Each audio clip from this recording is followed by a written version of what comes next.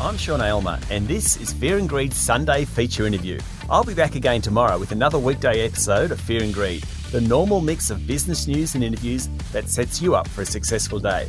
In the meantime, enjoy our Sunday feature interview.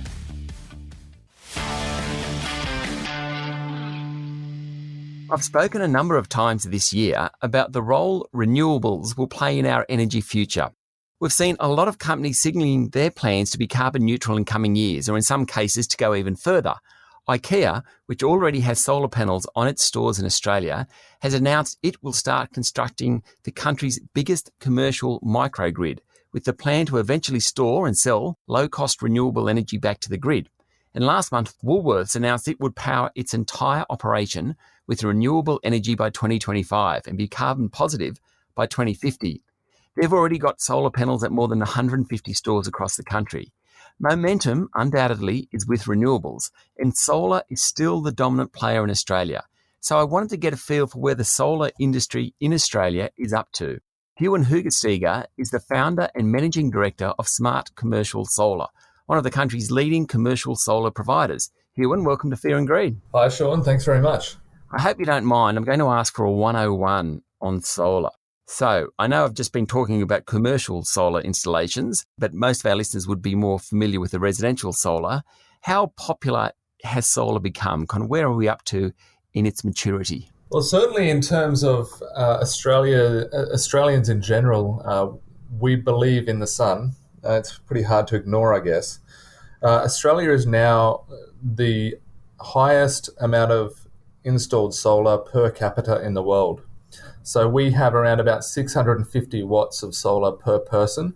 We overtook Germany last year, and they have around about 580 watts per person. So we're about 10% more watts per person in solar than any other country.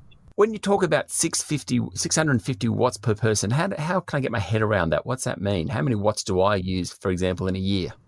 Well, in a year, you use around about 27,000 watts per year. So we've got a long way to go. Yeah, it's about 2.5% of my use, or on average, people's use. So in terms of the national energy market, solar now produces around about 7% of Australia's total needs, with the balance of the energy coming from hydro, wind, gas, and of course, coal.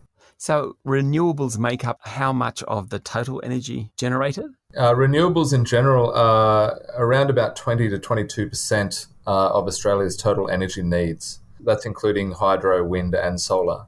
Solar being the largest growth market because it's so easily adaptable to any situation. But hydro has been, the major contributor, with wind now in terms of national scale. Wind is now picking up pace as well. And then, pardon the pun, and then in Europe, wind seems to be the dominant player. Is that right? Or certainly Northern Europe? Yeah, certainly they have a lower sunlight resource, and generally they've got quite a lot of wind, especially offshore. Wind has been very popular. There's a lot of wind, but it's very inaccessible to most people. I mean, the great thing about solar is that pretty much every business has a roof, and so it's very accessible, and that's the democratization of energy. It's the one thing that people can do really for their own situation, and that's the difference between solar and pretty much any other technology. Now, when you read about solar and other technologies, storage and transmission is always brought up as some of the challenges. Can you just unpick that a little for me? Yeah, well, I mean, solar, even wind to a certain extent, is intermittent. Obviously, the sunlight only works for about half the day, and then the rest of the time we have night, and the energy still needs to come from somewhere. And so storage, and cheap storage really, is the holy grail of the renewable energy industry. We can't continue to grow at our current rate without starting to bring in storage. We can't just endlessly produce solar energy and pump it into the grid. At some point in time, and there is a horizon to the solar industry, at some point in time, we produce more energy during the day than we actually need. And that presents a new set of problems for the national energy market. So if we can store energy, cheap energy from the middle of the day when sunlight's pumping, and then use it at night when we would traditionally have to use other forms of energy. That's when storage becomes most necessary. Okay, and so the point there with coal-powered stations and so fossil fuel, that's sort of on demand effectively. So the storage issue isn't as big in those sorts of products? Well, the unfortunate thing for coal is that it cannot ramp up and down very quickly. And this is a reason you might have noticed this last week that Sumitomo Corporation, who owns Australia's youngest coal-fired power station, has just written that asset off to zero. So it's a $1.2 billion investment they made 10 years ago, which is now worthless. And that's basically because it's very unreactive, you might say. Whereas storage, batteries are very reactive, and we can have a short injection of power from a battery very quickly, which can save the grid. We've seen that happen with the Hornsdale Power Station, the Tesla battery in South Australia, which has become a major contributing factor to South Australia's success, where they're getting around about 50% of their energy is now renewable in South Australia, and it's basically because they can store and inject power from that battery when the renewables are intermittent. Stay with me, Huon. We'll be back in a minute. I'm talking to Huon Hoogesteger, founder and MD of Smart Commercial Solar. Now, I mentioned in the introduction IKEA and Woolworths, and they've both made noises in recent months about what they're trying to do in terms of renewables and solar particularly. How much of a difference does that make? And is it a realistic target that Woolworths wants to be fully powered by renewables in the next decade? Yeah, absolutely. Most of these large corporations are motivated to satisfy their corporate social responsibility, but it's more of a nice byproduct. It's just more financially sensible. In fact, it's financially lucrative that they invest in renewables. We can provide an energy plan for a customer.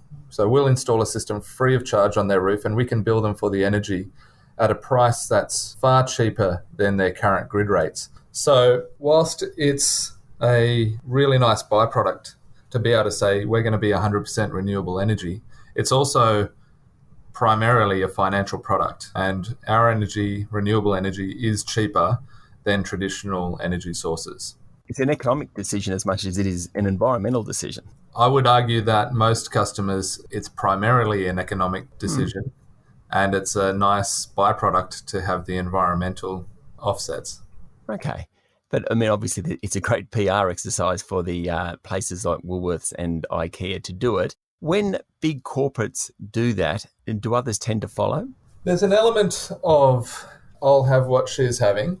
I think a major driver in our industry, in the commercial sector, is that, 25% of homes in Australia have solar on their rooftop. That means that most people believe in the technology, they've had experience with the technology, and they're saving money. And so that has to filter into the corporate decision-making as well. They've seen it in a small scale on their own rooftops, and now they're going to bring it into their corporate large-scale decision-making as well. So, we do a lot of work for Bunnings, and we actually have installed for IKEA as well. And we know that we can produce, 30 to 40% of their energy on their rooftop at a very cheap price. So without trying too hard, we can immediately get to 30 or 40%. And then the balance of their renewable energy needs, or the balance of their energy needs, can be met by off-site renewables, or if we were to put in some storage and more solar on their rooftops, then we can sort of improve their situation even further. So I don't think 100% is too far out of the realms of possibilities for any of these companies. I think it's financially sensible. The great thing about having that environmental aspect to it is that we no longer need to just get to a 3-year break even, which was quite a big hurdle for corporates. We can get to a 5-year break even and with renewables quite easily, and satisfy another aspect of their own mandate. Yeah, I mean, I suppose it's not particularly cheap to set it up. How do corporates typically do it? How do they engage you guys? Yeah, so there's 3 options typically to buying solar. We were the first company in Australia to provide corporate PPAs. This is where we install the system for free onto the roof, and then we bill for the power that it generates. And that contract may last 10 years. For Carlton United Breweries and McCain Foods, we've been doing 20-year PPAs, and we're providing those energy prices far below typical retail rates. So it's financially sensible. They save money from day one and they spend nothing to do that. The other option, of course, is to buy systems CapEx, in which case they buy the system, it generates power, and they have 100% of the energy as savings.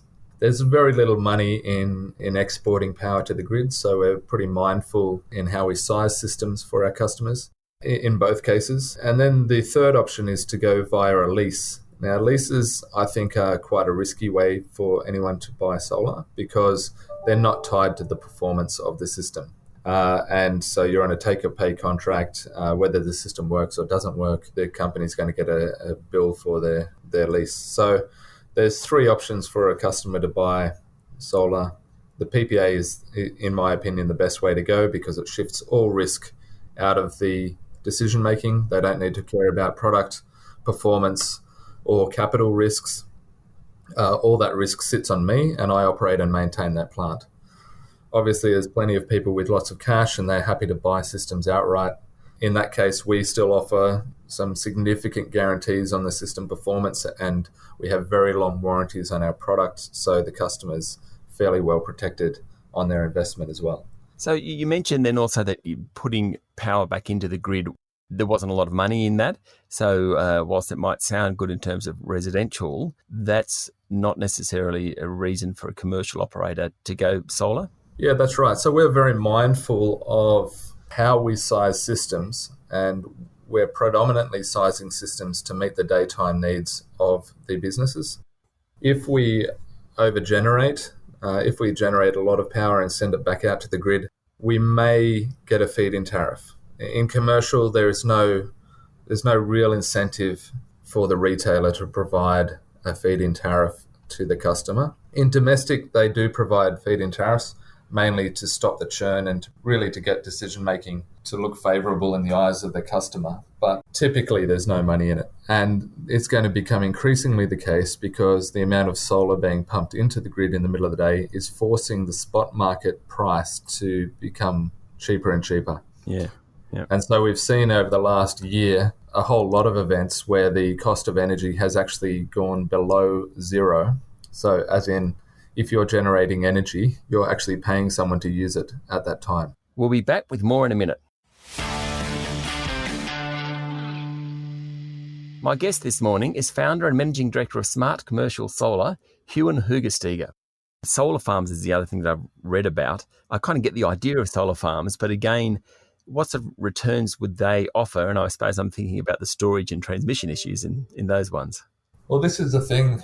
I maybe counter my industry, but I don't really believe in the large-scale solar farming. I think what's happened is a whole lot of people have committed money to large-scale solar farms. The early solar farms made great money. The later solar farms are looking at a market where there is no value to their daytime energy, and it will be very hard if they're playing purely into the spot market. It will be very hard for them to make money. The returns are very low, but the type of investor that has taken an interest in those solar farms are often super companies who have a mandate to invest in the renewable sector, who can't deploy less than $50 to $100 million, and therefore rooftop solar is just not an appropriate investment for them.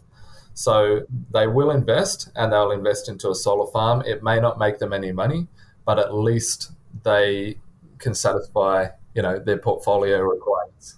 So look, if you look at 10 years' time, where are we going to be with solar? My crystal ball is fairly fuzzy at 10 years. We've got a fairly good 5-year view. I think it's going to be continued aggressive growth for 5 years, which is despite the truth of the market. And I say this not lightly because I'm in the industry and it is a dangerous subject to talk about, but unless we put in significant amounts of storage, batteries and pumped hydro and other forms of storage. We are looking at a horizon for solar installations. We need something to soak up the daytime energy. Now, the electrification of the transport market will be a big driver of that, but we definitely need more consumption in the middle of the day to absorb the amount of solar going to be pumped in. So for 5 years, we're going to have a dream run. We've actually passed the theoretical peak solar, and that's why the price of daytime energy on the grid in the national energy market is going to zero. But that hasn't stopped, or that hasn't filtered through to the retail contracts yet, and it hasn't stopped people believing in power behind their meter.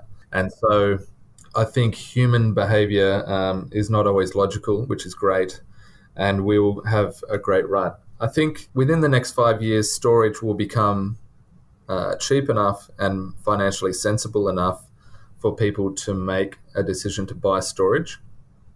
And that's when the market will evolve and change, and we'll actually be able to go and install more solar because we'll be putting batteries next to it. But until storage becomes a sensible financial decision, we're going to be on the edge of the cliff for quite some time. Huon, thanks for talking to Fair and Greed. Thank you very much. That was Huon Hoogesteger, founder and managing director of Smart Commercial Solar.